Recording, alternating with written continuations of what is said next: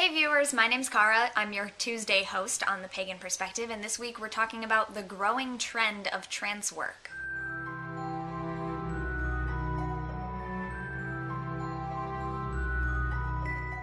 The topic and links and any other related information will be in the description of the video as always, but this week's topic suggestion says, generally, I'd like to hear your thoughts on the growing trend of trance work in modern paganism and witchcraft. And then trance work is a very large area, so I'm open to people interpreting it as they will, whether it be trance, seership, and prophecy, or possessions such as with loas or orishas, which I don't know really technically how to pronounce those, so I apologize if I got it wrong. I didn't look that up. And then they mentioned that drawing down the moon or sun is another form of, it says or, godform assumption. Drawing down the moon or sun or godform assumption. So anyway, this is going to be very brief because, as you know, I have to get to work after this. I wasn't able to do it yesterday because of reasons. So firstly, I would like to say that trance work is not only associated with paganism and witchcraft specific paths. It's found in many religions and spiritualities and cultures, even in non-religious, non-spiritual aspects, in ways that sort of just get at what is it actually doing in our body and in our mind. So while it's one of those things that I think people associate when they hear pagan, when they hear witchcraft, they think of things like this and they get associated with those things, but trance work is something that is a lot bigger than just specific areas or specific paths. I think trance work in general is really popular because there are so many different ways to go about it, so that any person, no matter what religion or spirituality or lack thereof they follow or don't, if they want to benefit from something like this, they don't have to necessarily go about it in a certain way that they personally associate with a religion that is not their own or something like that.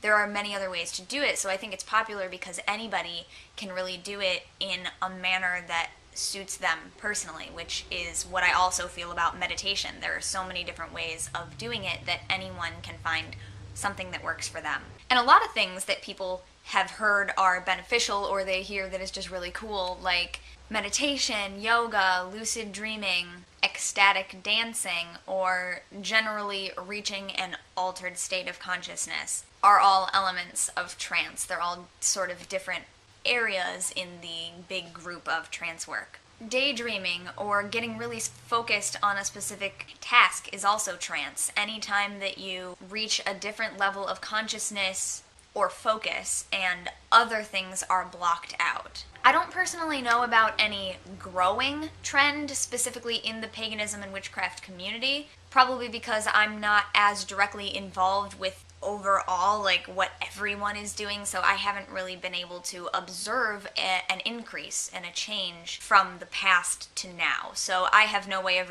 I haven't personally observed that more people are doing it now than they were before. And I think that's partly because so much of what I consider trance work is stuff that is already associated with or already a really big part of the paganism / witchcraft type communities. Things like meditation or astral travel or any number of things.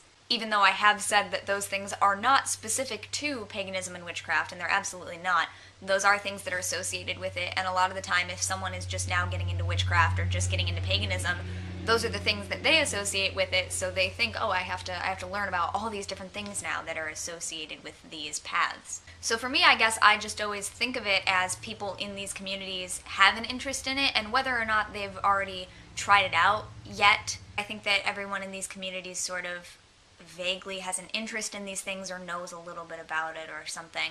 So I can't really comment on whether it's a growing trend because I haven't actually observed that. However, with the mention of seership and possession and so on, I will say that I have never used trance with the goal of having another spirit enter and speak through me or anything like that. It's usually just on my own, and any messages that I receive are for me, so they come to me. They don't necessarily come into me and through. So it doesn't have to do with any other spirit coming into mine and using mine to communicate audibly or anything like that. As with oracles or seers, it would have been delivering a message from deity through a person to someone else. For me, the way I use trance is all about reaching a different level of consciousness, a deeper level of consciousness, if you will, where messages can come through to me more easily, or certain skills can be worked on, but it's never about bringing those things through so that other people can understand them or being a transmitter in any way. Although I do recognize that that is another part of trance, it's just not personally the area of trance that I've worked on. And so drawing down the moon, for me, is not about actually taking the goddess physically into myself and speaking as the goddess or acting as the goddess.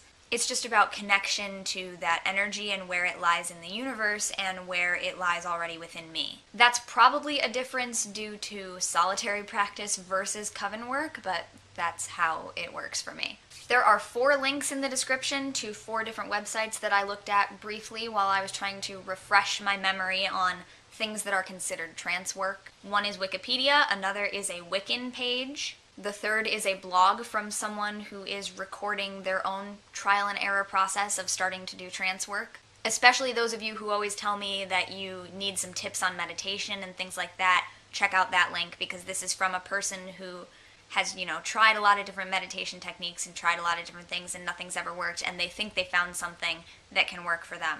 So it can just be kind of an experience of you're not the only one who it doesn't work for. And then the 4th one is a psychotherapy site. So all of those should provide a pretty decent overview of the same basic topic from 4 different perspectives. And not just 4 different people, but 4 different areas. There's Wikipedia that's just supposed to be mostly facts and things. There's a specifically Wiccan look at it, there's a psychotherapy look at it, and then there's a personal account of their own experiences and work. So that's all I have for this week. Thank you so very much for watching. I'll see you next month because you'll be hearing from the subs next month. And Brendan, I hope that you will touch on this subject maybe on your personal channel and add it as a video response to this week, because Brendan is part of our subs week, so he won't be making a video this week unless he subs for someone. But he does a lot more of specifically ecstatic witchcraft type things, so I think he could really speak to this topic a lot more. But thank you for hearing what I had to say, and I'll see you next time. Don't forget to be awesome, blessed be, and goodbye.